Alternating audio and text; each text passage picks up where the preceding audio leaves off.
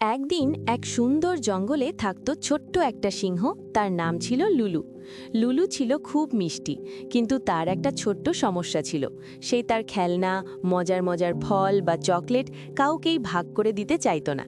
যখনই তার বন্ধুরা, যেমন টুনটুনি খরগোশ বা মিমি পান্ডা খেলতে আসতো, লুলু সব খেলনা বুকে জড়িয়ে ধরে বসে থাকতো আর বলতো, না, এগুলো সব আমার।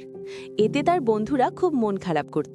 তারা ভাবত, লুলু যদি একটু ভাগ করে নিত তাহলে সবাই মিলে কত মজা করে খেলা যেত।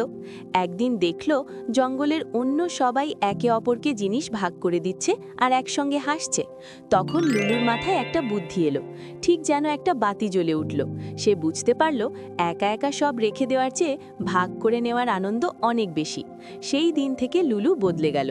সে তার সবচেয়ে প্রিয় বলটা টুনটুনিকে দিল, আর তার জমানো মিষ্টি ফলগুলো মিমিকে খেতে দিল।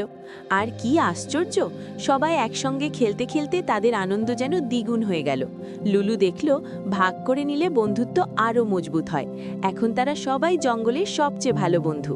তাই বন্ধুরা, মনে রেখো, ভাগ করে নিলে ভালোবাসা আর আনন্দ দুটোই বাড়ে।